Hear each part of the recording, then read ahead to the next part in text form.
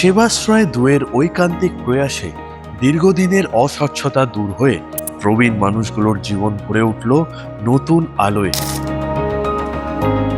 দৃষ্টি eye care সেন্টারে মহেশতলার শিবির থেকে আসা 15 জন, বজবজের শিবির থেকে আসা 12 জন ও সাতগাছিয়ার শিবির থেকে রেফার হওয়া 19 জনের চোখের অপারেশন সম্পূর্ণ হলো বিনামূল্যে।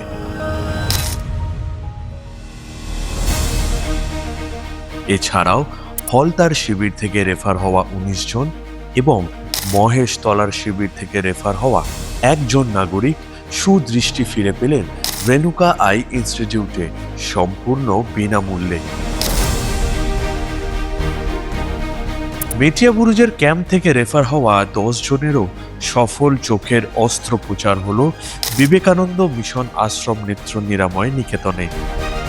সেবাশ্রয় 2-এর মানবিক উদ্যোগে এতদিনের অস্বচ্ছ পৃথিবীকে আবার স্পষ্টভাবে দেখবেন তারা।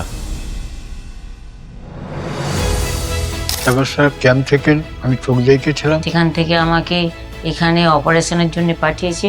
আমাদের যারা সেবা করছে সেবা যথেষ্ট ভালো, এবং আমাদের এই যে হসপিটাল এসেছি এরাও ভালো ব্যবহার করছে, কোনো চিন্তা নেই। আমি অপারেশন করে ভালো আছি। অভিষেক বাবু, আপনাকে আমি ধন্যবাদ জানাচ্ছি।